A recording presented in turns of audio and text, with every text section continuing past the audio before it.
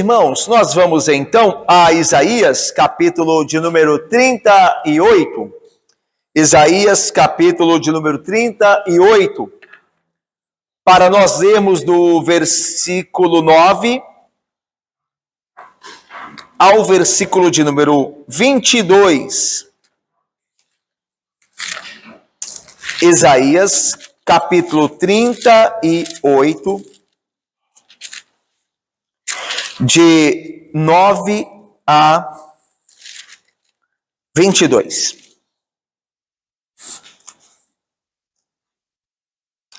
Vocês já bateram os olhos aí na perícope, né, no trecho, nesse texto separado? Vocês já viram que ele é um salmo, né? Aí apresentado como cântico de Ezequias. Então é um salmo que está aí diante de nós. E ele começa no verso 10, aí verso, né? Às vezes é difícil, né, a gente separar verso de versículo, né? Porque quando a gente está lendo o livro dos Salmos, a gente fala salmo de número tal, verso tal, porque é um poema, né? É um canto. E quando nós estamos lendo uma carta, um livro da Bíblia, aí versículo. É difícil, às vezes, eu mesmo, às vezes, chamo verso de versículo, versículo de verso, porque a gente está acostumado a falar as duas coisas. Mas a partir do verso de número, a partir do 10 aí é o verso 10, até o 20, aí onde termina o salmo. E aí sim, versículos 21 e 22. Então, este salmo, ele toma grande parte do nosso trecho hoje, do livro do profeta Isaías. Nós vamos ler, então, esse trecho de 9 a 22, e depois nós passamos à exposição do mesmo. Veja aí comigo, irmão.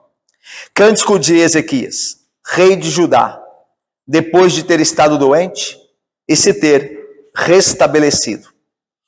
Eu disse, em pleno vigor de meus dias, hei de entrar nas portas do além. Roubado estou do resto dos meus anos. Eu disse, já não verei o Senhor na terra dos viventes.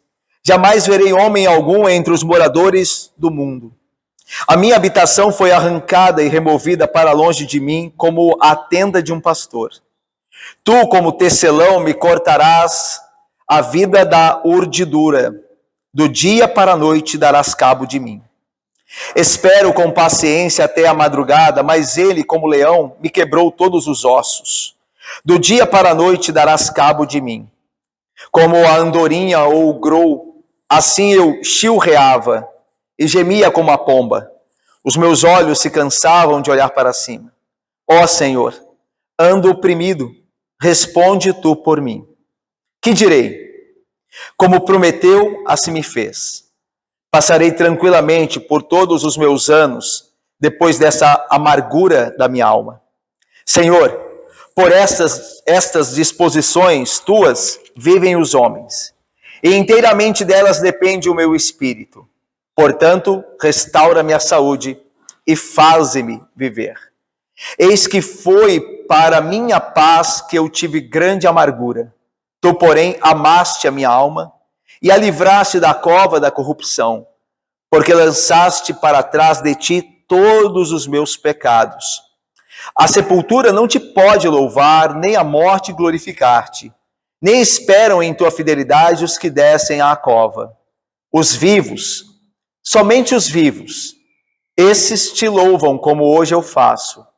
O Pai fará notória aos filhos a tua fidelidade. O Senhor veio salvar-me, pelo que tangendo os instrumentos de cordas, nós o louvaremos todos os dias de nossa vida na casa do Senhor.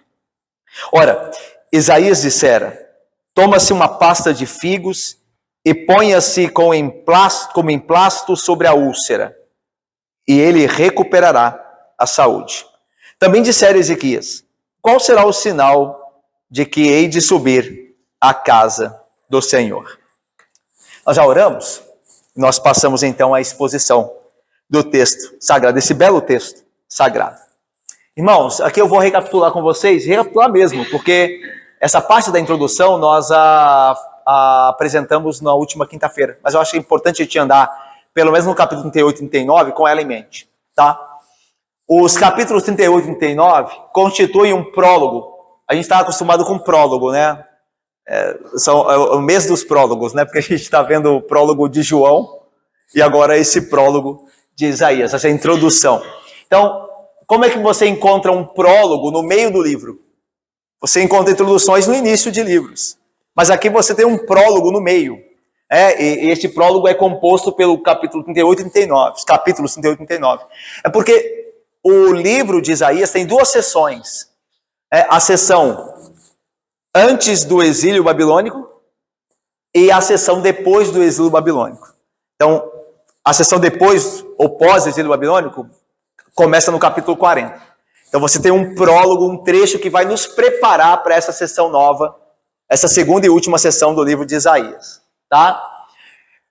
Essa introdução, que está aí no 38 e 39, nos capítulos, cobre 3 assuntos. Primeiro, a doença de Ezequias. Nós vimos quinta-feira passada, lembra? Gil? Segundo, o registro pessoal que ele fez de seus pensamentos quando enfrentou a morte, quando foi curado, é o que nós vemos hoje. Ele registrou os seus sentimentos, os seus pensamentos enquanto esteve doente e depois que foi curado. E ele escreveu um salmo para isso. E por fim, que nós veremos posteriormente, se Deus quiser, o relato do embaixador enviado por Merodach-Baladã, que era o rei da Babilônia na época, a Ezequias. Esse é o capítulo 39, que nós ainda não chegamos ainda, tá bom? Então nós estamos aqui, ó. O registro pessoal que ele fez de seus pensamentos quando enfrentou a morte, quando foi curado, através do salmo que nós lemos. O salmo de Ezequias, que nós lemos agora, foi inserido no livro porque ele é peça-chave para entendermos melhor o que vem a seguir, o capítulo 39. Ezequias, ainda que um rei piedoso, era um homem apenas, mortal como qualquer outro homem. Isso não só ficaria claro em suas palavras ao fazer menção no salmo de sua angústia diante da morte, mas também posteriormente quando ceder aos acenos da Babilônia. Vamos lá. O que Isaías quer nos falar desse prólogo dos capítulos 38 e 39? Antes disso, no capítulo 36 e 37, você se lembra da vitória, do milagre que Deus operou a favor de Jerusalém, exterminando o exército da Assíria, lembra? Quando esse tinha cercado Jerusalém, quando não havia mais esperança, lembra-se? E Ezequias, o rei, diácono Luiz, orou ao Senhor, e o Senhor veio, e o anjo do Senhor feriu o exército e livrou Jerusalém, certo? Imagina como Ezequias, o rei Ezequias, que foi o rei que buscou o Senhor, que creu no Senhor, que não fez alianças com os povos, mas decidiu confiar. Imagina como Ezequias foi ovacionado em Jerusalém, como ele foi amado em Jerusalém, porque ele é o representante do Senhor ao povo, ok? Então isso marcou muito, deve ter marcado muito a nação com relação ao rei Ezequias, ok? Só que Isaías quer nos mostrar agora que apesar disso tudo, apesar dele ser piedoso, apesar dele ser o representante de Deus diante do povo e ter sido fiel numa hora de tensão, de crise, ele era apenas um homem. Era apenas um mortal como eu e você. E um mortal que estava exposto a pecados também, como nós veremos no capítulo 39, que ele vai deixar de confiar no Senhor e passar a confiar na Babilônia.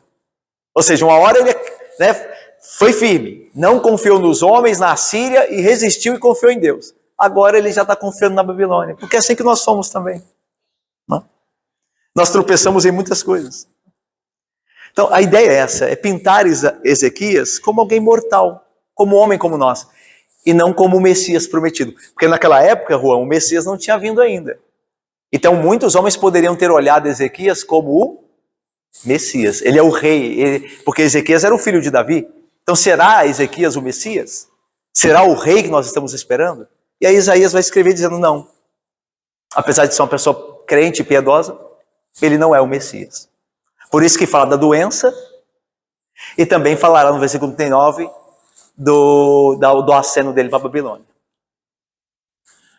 Por que Isaías ressalta essa verdade sobre Ezequias? É o que a gente viu agora que eu falei com vocês. Porque ele deseja deixar bem estabelecido que Ezequias não é o Messias.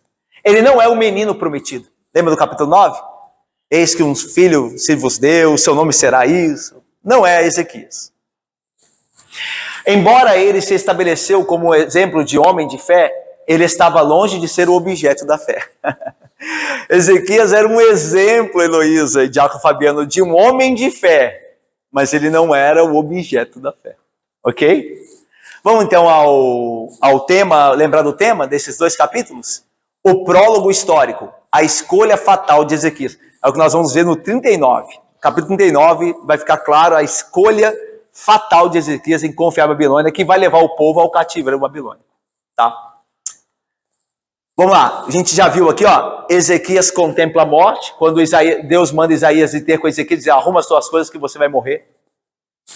Nós vimos que Isaías recebe a palavra do Senhor de cura, lembra? Deus diz, volta lá Isaías, diz a Ezequias que eu ouvi a oração dele e vi as lágrimas dele, eu darei a ele mais 15 anos.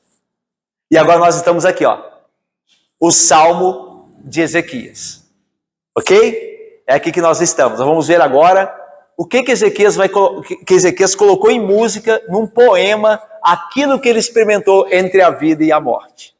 Ok?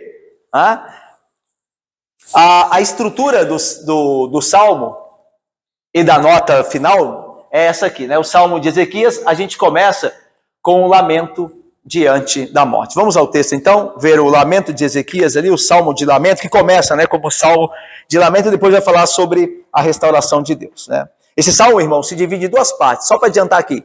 A primeira parte do verso 10 ao verso 14 é o lamento diante da morte. O que ele experimentou quando ele viu que ia morrer, quando ele estava doente.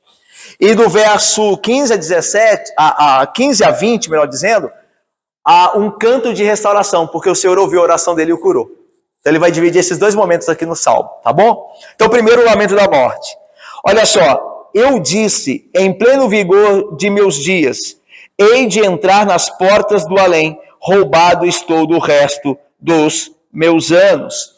Lembra-se que Ezequias, ele tem por volta de 39 anos aqui, Laila e Milene. 39 anos. Eu sou mais velho que Ezequias. Ele tem 39 anos aqui. E ele fez planos. Ele planejou para usufruir do seu trabalho como rei, da sua administração, por um período longo, aproveitar na velhice, né? É interessante que assim geralmente acontece conosco, né? Os primeiros anos da nossa vida são anos de projetos, de muito esforço, de muito trabalho. E aí quando nós chegamos aí aos 45, 50, 55, e começamos a colher aquilo que nós trabalhamos quando mais jovens. Pô, Ezequias não ia mais colher essas coisas, porque Deus disse que ele ia morrer. Então ele diz aqui, eu fui no pleno vigor dos meus dias, eu estou para entrar nas portas do Sheol, ou seja, eu estou para ir à região dos mortos, né? Roubado estou do resto dos meus anos. Então você vê o lamento dele aqui. Versículo 11, eu disse, já não verei o Senhor na terra dos viventes, jamais verei homem algum entre os moradores do mundo. Aqui é muito bonito esse verso, porque ele fala assim, mostra o prazer do rei de Judá na companhia do Senhor enquanto desta vida e da companhia dos seus santos, dos seus irmãos, né, dos seus súditos judeus ali, dos seus ministros. Então, Deus nos criou para termos prazer nele e no próximo. Amarás o seu teu Deus sobre todas as coisas, é o teu próximo. Então ele lamenta por isso. Ele diz, eu não verei mais o Senhor aqui nesta vida. E é interessante, né, que o crente, ele quer viver com o Senhor nesta vida. O Senhor não é um assunto para a eternidade apenas, né? O Senhor é um assunto para agora. Eu não vou esperar ir para o céu para ter comunhão com o Senhor. Lá eu terei comunhão plena e perfeita, é verdade. Coisa que eu não tenho aqui ainda. Mas eu já posso gozar de comunhão através de Cristo com Deus. Eu já posso gozar da companhia dele, da sua graça, do seu amor, da sua misericórdia, do seu consolo, de muitas coisas. Eu já posso servi-lo aqui. Então há uma amizade entre Deus e o homem, já agora aqui, por meio de Cristo. E uma amizade dos homens com seus irmãos, aqueles que estão ao seu redor. Então ele lamenta isso aqui. Agora veja, ele vai aqui, primeiramente, falar da fragilidade da vida. Olha só, versículo 12, parte 1. A minha habitação foi arrancada e removida para longe de mim, como a tenda de um pastor. A ideia aqui é de que a morte, ela é como um invasor. A morte é uma invasora. Ela acaba com os planos, ela acaba com a vida, quando a gente não espera. Daí a ideia de que minha casa foi arrancada. Eu estava construindo a minha casa. Eu estava preparando a minha casa para poder, por fim, habitar nela. mas antes que eu pudesse gozar disso, ela foi arrancada de mim. Como a tenda de um pastor, facilmente é desmontada. Então a ideia é essa aqui. A morte, ela nos mostra a fragilidade da vida. A gente, não é verdade? Nós fazemos planos, nós achamos que nós vamos cumprir tudo que nós planejamos, que nada vai nos acontecer. Mas isso não é a verdade. Se Deus quiser, isso acontecerá. Mas nós não podemos tomar isso como absoluto, como algo certo. Porque a morte, ela invade a vida das pessoas. Ela acaba com os sonhos antes deles se cumprirem. Não é verdade? A nossa fragilidade. Aí tudo bem num dia, no outro, nossa vida é colocada em risco.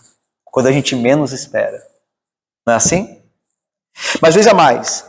A morte também, ela traz um fim decisivo. Olha aí o versículo de número 12, a parte B. Tu, e aí o tu faz referência a Deus, né? Está orando um salmo a Deus, então tu aqui é o Senhor. O Senhor, como tecelão, me corta a vida da urdidura. Do dia para a noite darás cabo de mim. Então, veja, o Senhor é o responsável pela limitação da vida de Ezequias. Ezequias reconhece isso, como a gente já viu em outras partes aqui também. O Senhor é o responsável, é o Senhor que está chamando Ezequias para si. Então ele vai dar fim à vida terrena de Ezequias. Então a ideia de tecelão que corta a urdidura é a ideia da máquina de tecer, onde os fios são sobrepostos, né? A máquina de tecer, né? Ela sobrepõe fios. Então tem fios separados, eles vão juntando, certo? Aí quando começa a dar forma, vem o tecelão e corta. É mais ou menos isso. O vestido está pronto. É a ideia de ter um vestido longo. Então a máquina está tecendo. E aí está planejado um vestido longo. Mas antes que ele chegue ali no fim desejado, no objetivo pelo tecelão, ele corta antes. Da ideia é essa. A minha vida foi cortada como o tecido, como a urdidura. O Senhor cortou a minha vida. E aí veja. Do dia para a noite darás cabo de mim. Aqui a expressão interessante que fala assim, do dia para a noite. A ideia é antes que ele se complete, antes que o dia se complete, no meio do dia para a noite é no meio do dia. Então eu não tenho o dia completado, no meio do dia o Senhor deu cabo da minha vida. E a ideia é que da morte ela chega definidora, ela é decisiva. Não tem como você falar para ela adiar, né? Quando ela vem, ela fica tudo pela metade, né? A pessoa tem planos. Às vezes pessoas, parentes nossos que foram chamados, a gente queria conversar mais, né? Mas a morte não, ela vem para decidir, né? Ela é implacável nesse sentido, né? Mas vamos lá? A morte também, para Ezequias, foi um sinal da hostilidade divina. Isso é interessante. Verso 13. Alguém lê, por favor. Espero com paciência até a madrugada, mas ele, como leão, me quebrou todos os ossos. Do dia para a noite darás cabo de mim. Então, perfeito, Heloísa. A ideia é, espero com paciência. A tradução aqui do hebraico, ela é um pouco truncada. Aliás, esse salmo, no hebraico, ele tem alguns versos difíceis de entender ou de traduzir. Mas a ideia aqui não é bem paciência. A ideia é de alguém que está suspirando. Aqui traduzido por paciência, mas é alguém que não tem mais força. Alguém que... Essa é a ideia. Eu espero suspirando até a madrugada, ou seja, quando é que eu vou será que eu melhorarei? Será que a morte me chega a esta noite? Será que de hoje eu não passo? Será que amanhã eu verei o sol? A ideia de não ter mais força. E aí diz, mas ele, que é o Senhor aqui, como leão, quebrou todos os meus ossos. A ideia aqui é de que Ezequias, outra vez essa verdade bíblica é trazida. Ezequias tem certeza, como é de fato, que Deus que de fato estabeleceu sobre ele essa situação. Ou seja, Deus é o causador da sua enfermidade e da sua possível morte. Tanto que isso fica claro que Isaías é enviado por Deus para dizer, arruma tuas coisas que morrerás. Então é o Senhor que está planejando aquilo, é o Senhor que está executando aquilo. E isso não é uma doutrina só daqui, Jaco Fabiano. Essa é a doutrina de toda a Bíblia. Quando Noemi, lá no livro de Ruth, ela é privada do marido e dos seus 2 filhos, ela diz lá, o Senhor, e quando ela vai despedir, né, das 2 noras, ela diz, o Senhor pesou contra mim a sua mão. Então ela dedica o seu, por assim dizer, né, a morte do seu marido e seus 2 filhos. O Senhor que fez isso. Depois, você também vê Paulo, quando Paulo possivelmente tem um problema de enfermidade física. Alguns teólogos acham que é enfermidade física, outros acham que é inimigos, mas independente, Paulo está sofrendo na carne, diz, o Senhor foi enviado um mensageiro de Satanás para que eu sofresse na carne, um espinho na carne. 3 vezes eu pedi ao Senhor para que o afastasse, ou seja, o Senhor tem autoridade para afastar, logo nós podemos deduzir que o Senhor é que colocou. Então a ideia é essa. Jó vai dizer que recebemos do Senhor o bem, também não receberemos porventura o quê? O mal. Quando a família dele morre, né, os filhos. Então veja, isso não é uma doutrina estranha da Bíblia. A doutrina que permeia todas as partes da Bíblia. É o Senhor que traz essas coisas sobre os homens. E Ele tem propósitos santos, bons, justos, mas é Ele que faz. É Ele que faz. Então, Ele parece aqui, assim, isolado. Ele não fala de vida após a morte, né? Parece que está... a gente vai chegar lá. É isso aí. A gente vai chegar lá. Mas eu já vou adiantar para ficar tranquilo, né? Para a gente chegar tranquilo, sem ansiedade, né? Lembra-se que na última quinta-feira nós falamos aqui que a compreensão teológica sobre a ressurreição no Antigo Testamento, ela não é rica ainda. Ela está se desenvolvendo ainda como um embrioma, algo embrionário. Então ela não é rica. Então a ideia de que os santos de Deus temiam mais a morte, no sentido, do que os santos do Novo Testamento mais, porque tem muito mais base. E agora veja isso. Ainda assim, a morte é um momento difícil para nós. Ainda assim. Com toda a base que nós temos teológica, com todas as promessas, com a ressurreição de Jesus Cristo, com a promessa nós temos, e obviamente isso é poderoso, isso minimizará aquele momento da nossa partida, mas mesmo assim não é uma hora fácil. Então você pode aí pegar tudo isso e entender melhor o sentido, ou as emoções de Ezequias. A gente consegue dizer se o livro de Jó era lido por esses sacerdotes sinceros? Porque Jó fala que se em vida ele estivesse com Deus depois da morte dele. Sim, ele fala assim, eu verei com os meus próprios olhos. Ele fala da ressurreição. Jó fala da ressurreição. É bem possível que os crentes daquela época tivessem acesso, porque Jó é escrito no período, quer dizer, a história de Jó acontece no período de Gênesis. Né? Isso já é conhecido entre os estudiosos da Bíblia, né? Então, Jó, a história dele acontece quando está acontecendo as histórias de Gênesis, embora você encontre Jó lá na frente na Bíblia. Por quê? Porque a nossa Bíblia é dividida por tipos de livros, né? Históricos, poéticos, proféticos, mas não cronologicamente. Se fosse cronologicamente, Jó estava do ladinho de Gênesis, porque é ali que está acontecendo.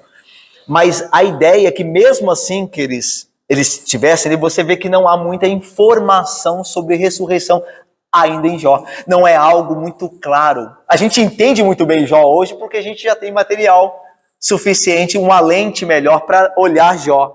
Mas naquela época ainda é algo muito embrionário, entendeu? Não dava. Bom, mesmo que Ezequias os homens tivessem contato com a literatura ali de Jó, com a poesia de Jó, não era coisa de Jó, é isso aqui, ó, tá, entendeu?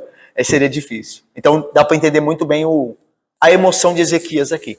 Veja, ainda que ele lamenta e tudo mais, isso não quer dizer que, tendo ele morrido, ele não foi ao céu e encontrou a realidade suprema, que é a vida eterna. Porque de fato ele a encontrou. Mas uma coisa são as nossas inseguranças aqui. Mas Deus não deixará de nos salvar e nos dar a vida eterna por causa delas, né? É a mesma coisa que eu aplico aqui, porque essa pergunta é boa. É uma coisa de você ser crente, você é um crente e na hora da sua morte você tem muito medo. Porque isso pode acontecer, dependendo de como você se preparou para essa hora. Mas isso não quer dizer que Deus não vai deixar de te salvar, de te levar para o céu, de te dar a vida eterna. Isso é Cristo que te dá a glória, o mérito é de Cristo, não da sua fidelidade na hora da morte. A sua fidelidade na hora da morte vai te ajudar a encarar a morte melhor. Mas não é ela que te dá acesso às glórias de Deus. Você as terá por meio de Cristo. Quer você tenha muito medo na hora da morte, quer você fique bem tranquilo, assim, no máximo possível, diante daquela realidade. Mas o ponto é por Cristo que você vai à vida eterna, e não pelo seu desempenho ali naquela hora. Agora, volto a dizer, quanto mais a doutrina, mais segurança. E outra coisa, mais segurança você passará aos seus também. Isso é importante. A gente pensa muito na hora da nossa morte em nós, mas a gente devia pensar também nos que ficam, né? Como é que as pessoas que ficam vão entender a minha morte? Eu posso dar um testemunho glorioso para elas, da segurança que Cristo dá na hora da minha morte. É uma coisa importante isso. Vamos lá? Então, essa questão da morte dos apóstolos que enfrentaram, tiveram mais coragem de enfrentar, também pelo fato de ele também presenciar o Cristo. Com certeza. Foi ressuscitado. Com certeza. No Antigo Testamento, os profetas não tiveram essa experiência. Não tiveram, mas mesmo assim, interessante isso. Mesmo assim, o Espírito Santo deu a eles capacidade de entregarem-se por amor. É interessante. Então, aí é o ponto. Esta graça, ela não vem por obras da carne. Não é porque eu sei mais que eu vou ter mais, a princípio, né? Não é uma matemática, né? Que eu sei mais, que eu vou ter mais segurança. No sentido de, os homens do Antigo Testamento tinham um pouco material comparado ao que nós temos hoje. Mas o pouco que eles tinham, eles creram naquilo. Isso é importante. O pouco que eles tinham, eles se entregaram àquilo. E o Espírito Santo os fortaleceu a encararem a morte. Nós temos uma responsabilidade muito maior, porque nós temos mais material, mais doutrina, mais exemplos. Então, nós devemos ser mais firmes ainda. Mas, em última instância, é o Espírito usando o que conhecemos para que nós tenhamos essa coragem.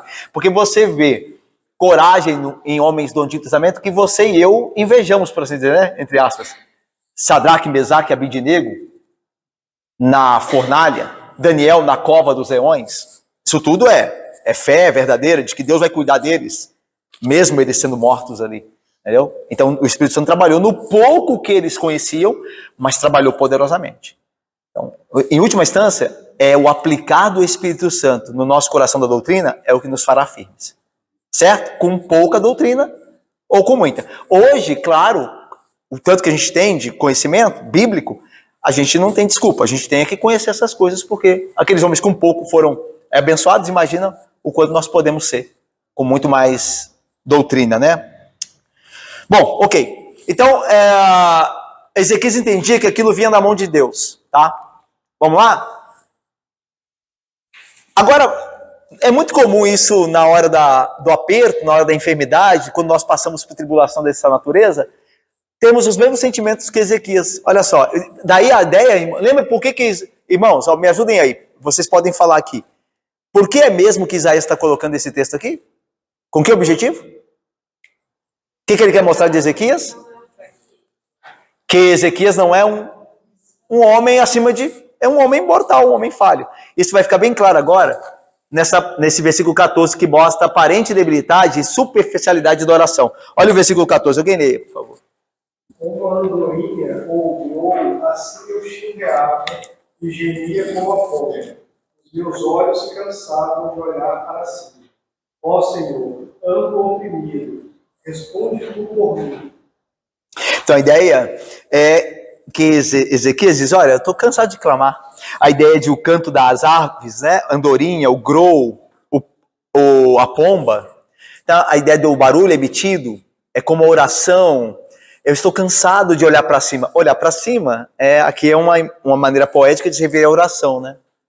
Ó Senhor, eu estou cansado de orar. E nós passamos por isso muitas vezes. Estou cansado de orar. Parece que as coisas Deus não ouve, né? Aí no final diz, porque veja, ainda que ele tenha sua fé abalada, a fé ainda está lá, ela permanece. Assim é conosco. A nossa fé pode ficar abalada. Nós podemos, uma certa hora, pensarmos que talvez Deus não esteja nos ouvindo, mas isso não permanecerá. A fé triunfará em nós, ainda que nós balancemos, porque nós somos falhos, como Ezequias era. Tanto que ele diz, estou cansado de orar. Mas aí ele completa, Senhor, responde tu por mim. Sê o meu fiador. Eu não tenho mais força. Faz alguma coisa, Senhor. Essa é a ideia. Então você vê que a fé é falha. Estou cansado, viu? Mas ela existe. Senhor, responde por mim. Fala por mim, porque eu não aguento mais. Essa é a verdade aqui. Então, a aparente debilidade e superficialidade da oração é demonstrada aqui também, né? Com relação a nós, nossas fraquezas acham que na nossa fraqueza nós achamos muitas vezes que Deus não está ouvindo, que Deus não tem poder para fazer aquilo, ou que Deus decidiu aquilo e pronto, não há outra esperança, vai ser assim desse jeito, meio aquele fatalismo, né? Deus quer isso e pronto. Não, mas a gente vê que a oração, através da oração, Deus também inclui mudança de planos. Deus pode mudar os seus planos como Ele deseja, através de atender um pedido de oração. Como é o caso de Ezequias, nós já sabemos que Deus ouviu a oração de Ezequias e deu a ele mais 15 anos, entendeu? Então, nós fraquejamos essas coisas, como Ezequias, mas nós devemos entender que nós precisamos crer e nos fortalecemos na fé para que assim não façamos, embora isso aconteça, né? Agora veja, continuando aqui, a restauração divina. Agora é a segunda parte do Salmo. Então ele falou do lamento diante da morte, mas agora Deus o ouviu e Deus vem ao seu favor. E é interessante aqui, irmãos, o Salmo é escrito expressando todos os sentimentos de Ezequias enquanto ele enfrenta a morte, durante a promessa e depois diante da promessa da restauração. Porque uma coisa é Deus falar com ele assim, ó, você vai viver mais 15 dias. E aí Ezequias fica no aguardo, né? Cada dia que passa será que está se cumprindo? Certo? Então é isso que vai ser demonstrado aqui. Tanto que você verá agora nessa segunda parte a ideia de, Senhor, salva-me, salva-me. Mas ele já não recebeu a promessa? Sim, mas é que nem nós. Nós também recebemos promessas de Deus, mas a cada dia nós estamos à espera dessas promessas se cumprirem. É assim que Ezequias está aqui. Olha aí, versículo de número 15. Que direi? E aqui no hebraico é melhor, ele disse, tá? É melhor do que direi. Lembra que o hebraico desse salmo, ele é truncado, ele é difícil de traduzir. E aí, como é que a gente faz? A gente vai em teólogos especialistas da língua do hebraico, ver o que eles falam.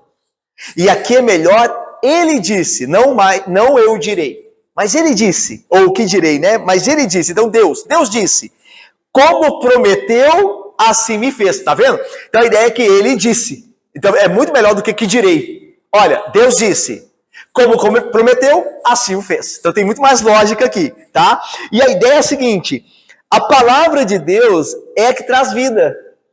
Então tem tudo a ver, porque Ezequias está doente, mas Deus vai restabelecer a sua saúde. Então daí ele disse, ele falou, o que prometeu cumpriu. É porque Deus traz vida com a palavra. O mundo veio existir, a vida veio existir pela palavra. Lembra do verbo? João 1, que a gente está vendo? O verbo é a palavra de Deus. Por meio dele foram feitas todas as coisas. E nada do que foi feito sem ele se fez.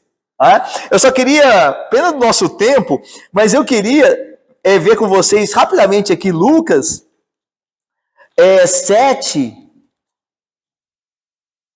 mas deixe marcado lá Isaías, tá? Não perca Isaías aí da mão, não, para a gente poder voltar lá mais fácil, por favor. Lucas 7, que é Jesus curando o servo do centurião, os irmãos se lembram. Aí versículo 6 diz assim, então Jesus foi com eles, porque pediram para que Jesus curasse o servo daquele centurião. E já perto da casa, o centurião enviou-lhe amigos para lhe dizer, Senhor, não te incomodes, porque não sou digno de que entres em minha casa. Porque o centurião era gentio, né? E os judeus não entravam na casa de gentios, na época da questão da purificação cerimonial e tudo mais. Versículo 7. Por isso, eu mesmo não me julguei digno de ter contigo. Porém, manda com uma palavra, tá vendo? A palavra, e o meu rapaz será curado. E aí nós já sabemos que Cristo, né, com a palavra curou o servo. Mas aqui o ponto é esse: manda uma palavra que eu creio que com a palavra o Senhor restabelecerá a vida dele. E agora em Isaías você vê. O Senhor disse, ele disse, como prometeu me fez. Ou seja, através da palavra dele, a minha vida foi restabelecida. Daí Jesus é Deus, né? Porque Jesus com uma palavra ele cura. E aqui a palavra de Deus curou Ezequias. Você está fazendo essa ligação. Então vamos lá. Passarei tranquilamente por todos os meus anos, depois dessa amargura da minha alma. A ideia de tranquilamente passarei meditando. Pensarei nessas coisas. E E o crente faz assim, né? Quando ele passa por um aperto, às vezes a mão de Deus pesa na vida do crente por algum motivo, às vezes pecado. Às vezes é Deus querendo provar-nos, para aprovar-nos, para nos aperfeiçoar. Às vezes não tem a ver com pecado. Mas, de um jeito ou de outro, isso nos faz pensar, meditar. Não é verdade? Você se lembra de coisas que você passou, de enfermidades que você enfrentou, de como Deus foi importante naquele momento, de pecados que você cometeu, eu e você cometemos, e Deus nos corrigiu com a mão dele, com a vara, e você se lembra, e graças a Deus te poupou para você não fazer mais. Então, a ideia de Ezequias é essa: eu meditarei nos meus anos depois dessa amargura que eu passei. Meus irmãos, uma vez eu estava ouvindo o reverendo Clements pregar, e ele falou uma coisa que eu não esqueci. Ele falou que você dá graças a Deus depois de uma cura, depois de um livramento, é necessário, mas é mais fácil do que você viver de acordo com aquilo depois. Você viver de acordo com aquilo é mais difícil. Você lembrar-se daquilo da próxima vez que você quiser desobedecer a Deus, que você quiser abandoná-lo, aí você se lembrar do que ele fez por você.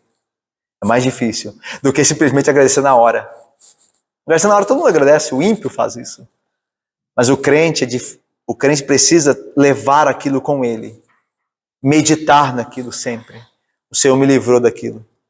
Naqueles anos atrás, o Senhor me salvou com a mão poderosa dele. Isso é muito importante aqui. E aí veja, verso 16. Senhor, por essas disposições tuas, vivem os homens. A ideia aqui de que aconteceu com ele, dá experiência e traz exemplo aos demais. Isso é muito comum. Não é verdade? Você vê irmãos passando apertos, dificuldades, você vê que Deus os salva, que Deus os fortalece mesmo na dor, e aquilo te serve como exemplo.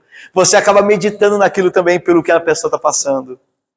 Às vezes irmãos nossos da igreja têm enfrentado dificuldades, enfrentaram luto, e nós somos ensinados por meio dessas coisas. Daí Ezequias diz: Senhor, por estas disposições tuas, ou seja, por essas coisas que o Senhor opera na história, esses acontecimentos, os homens vivem os homens, ou seja, eles ganham sabedoria e entendimento. Daí Salomão vai dizer que há mais sabedoria na casa onde há luto do que onde há festa.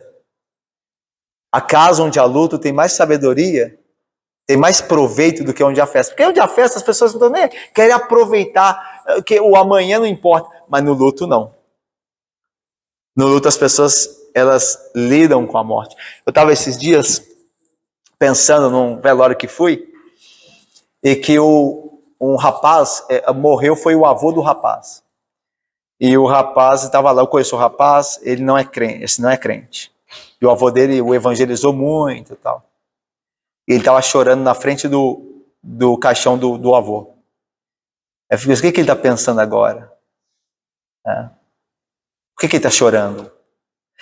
Veja só, são muitos sentimentos ali. Você fala assim, de saudade, mas às vezes não é só isso, né? Às vezes é uma falha com o avô. Às vezes a culpa de não ter dado a bênção ao avô, de vê-lo, a ele que ficou convertido, embora o avô tenha insistido tanto. Tem muitas coisas que passam ali.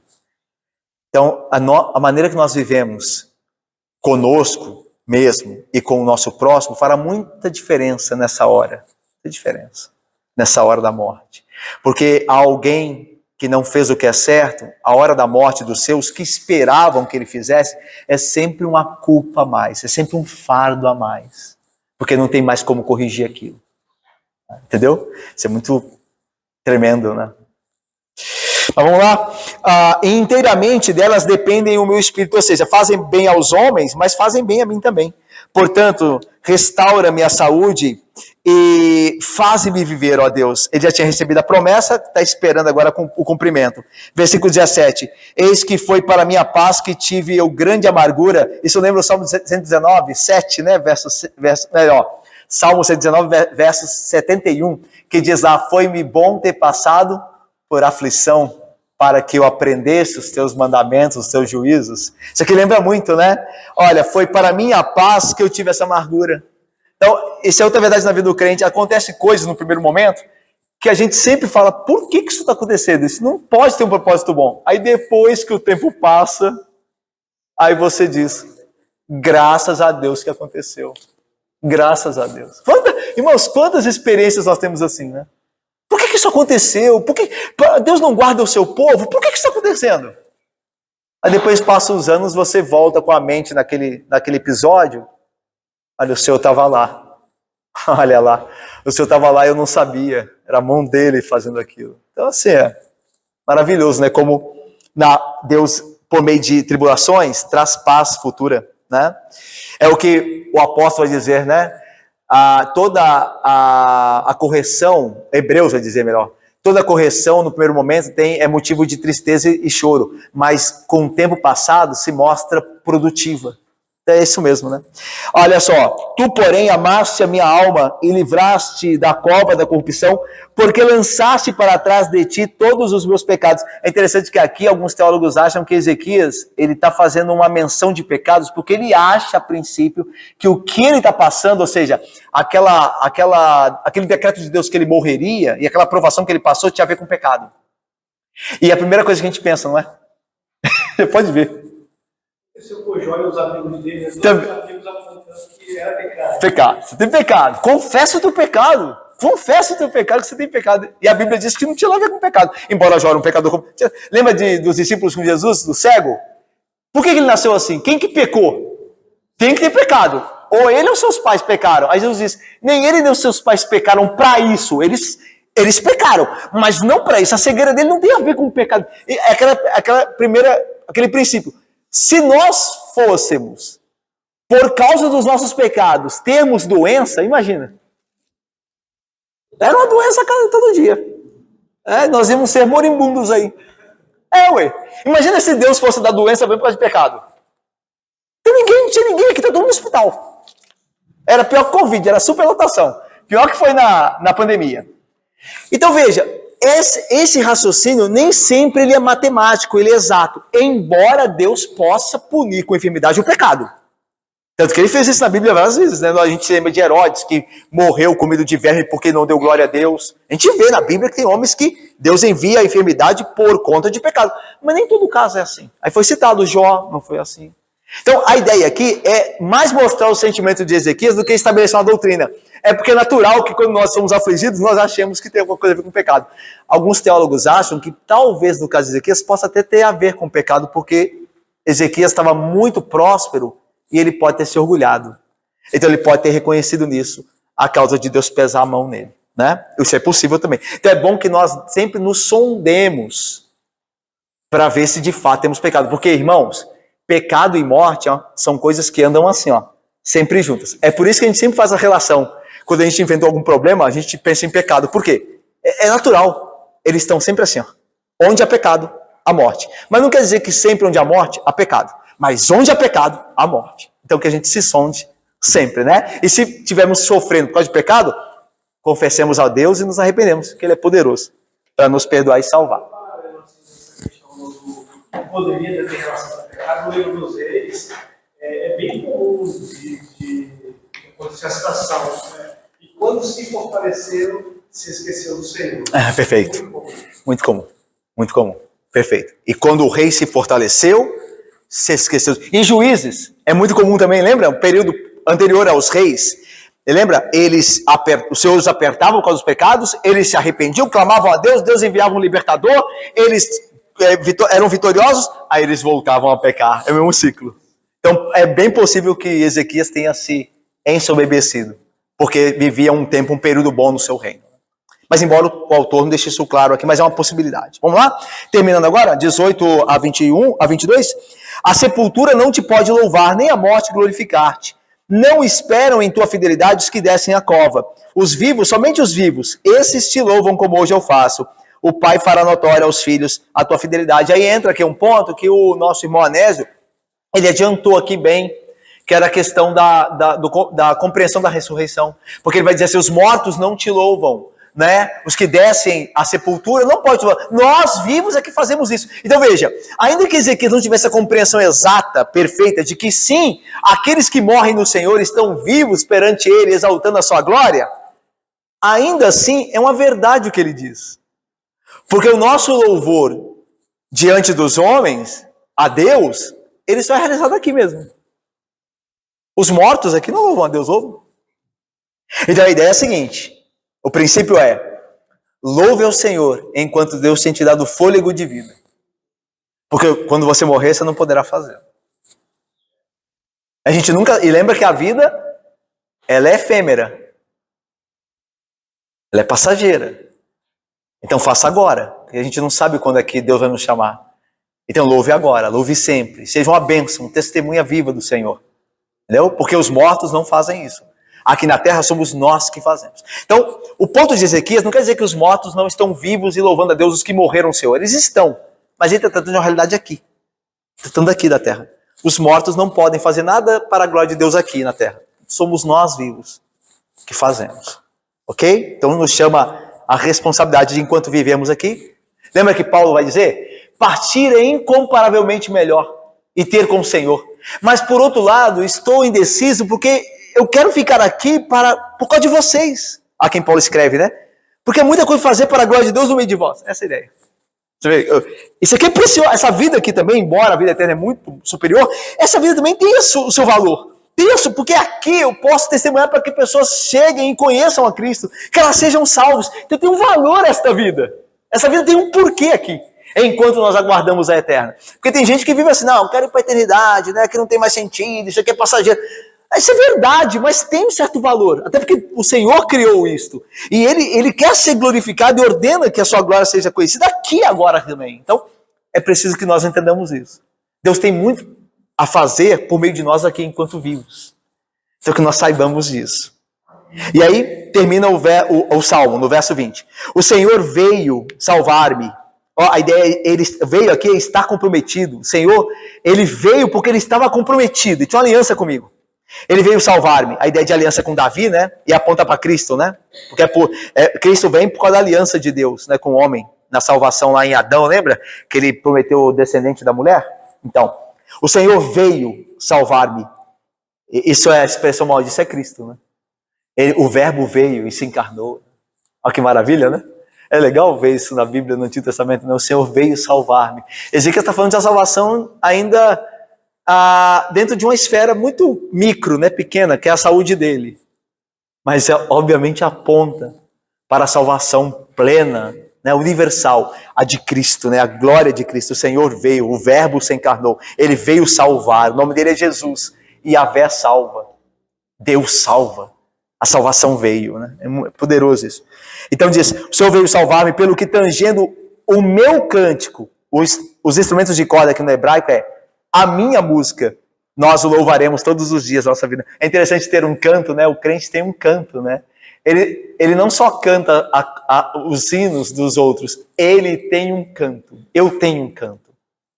Então, eu canto o cântico de outros crentes que louvaram ao Senhor. O nosso cenário é cheio de cânticos de pessoas que experimentaram a salvação, a graça, o perdão.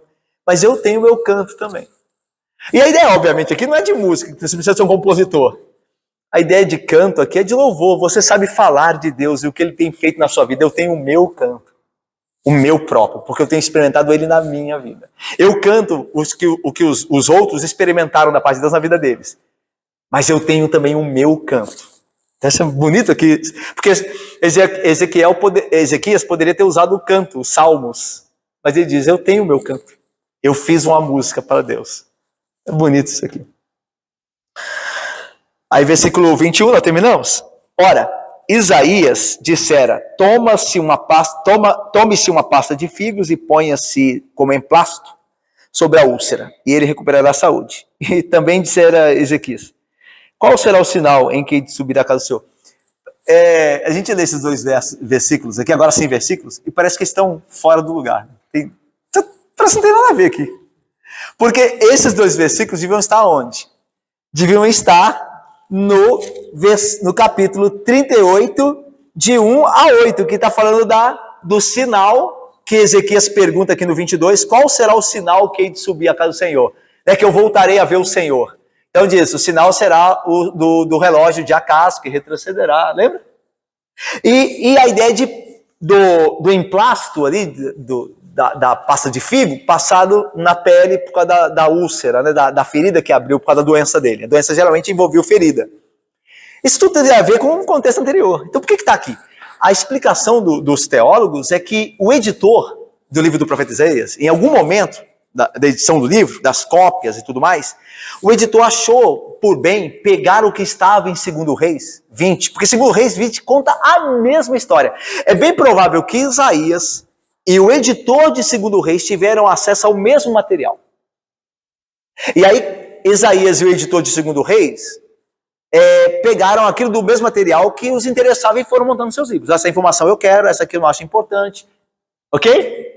Então a ideia é que um editor futuro do livro de Isaías inseriu esses 2 versículos, porque ele achava importante ter na história, para não ficar incompleta.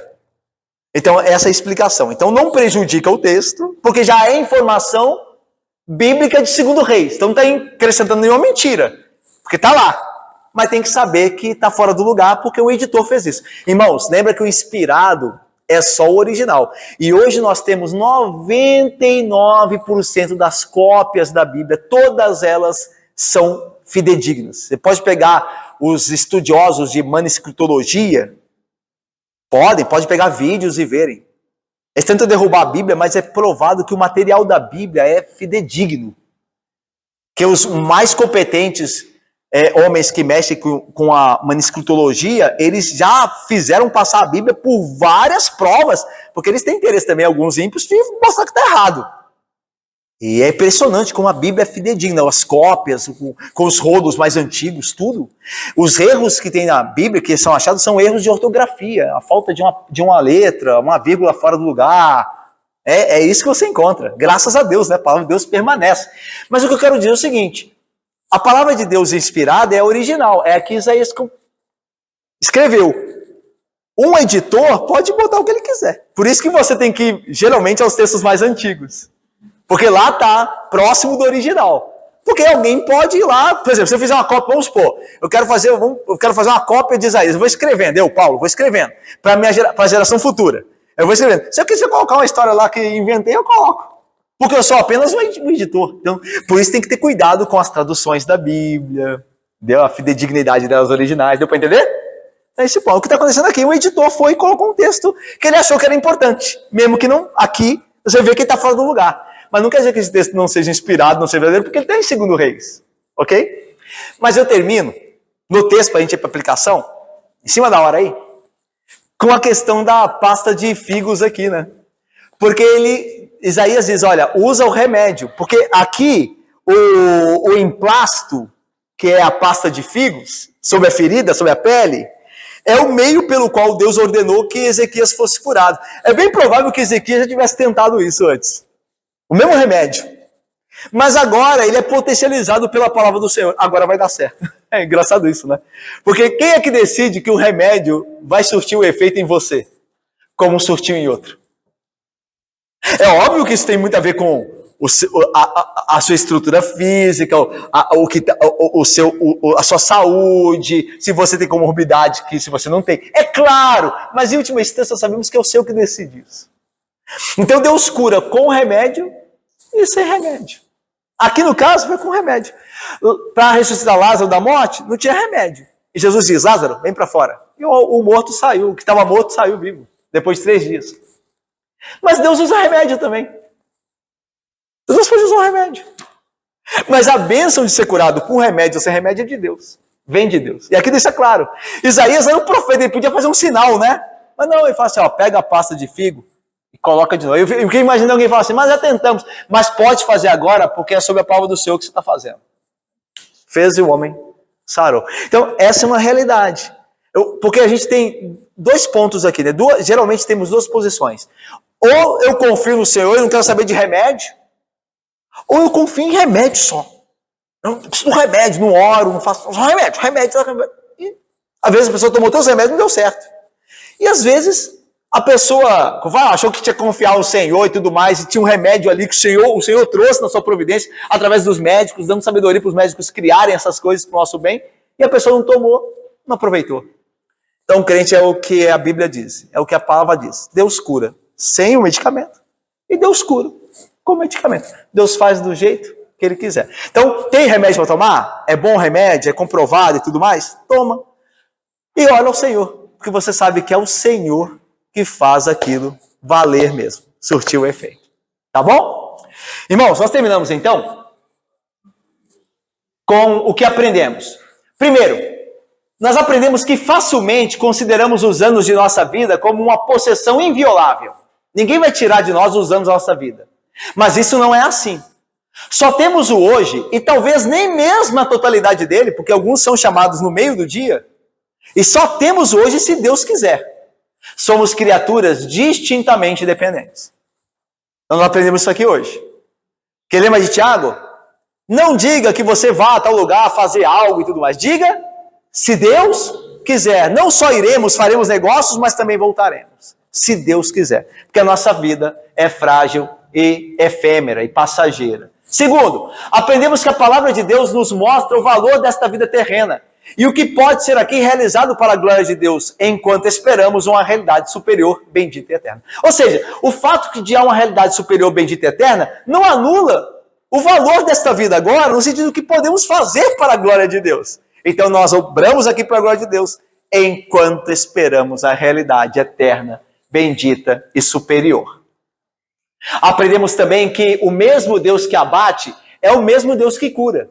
Devemos crer nessa verdade, pois não há esperança fora dela. Que bom é saber que o mesmo Deus que me faz ficar doente é o mesmo Deus que tem poder para me sarar. Porque já pensou se fosse o diabo que me fizesse ficar doente? Aí, então seria uma coisa muito terrível. Por quê? Porque Deus não teve poder para impedir o diabo de me adoecer. Porque se eu estou doente e não é Deus, é o diabo.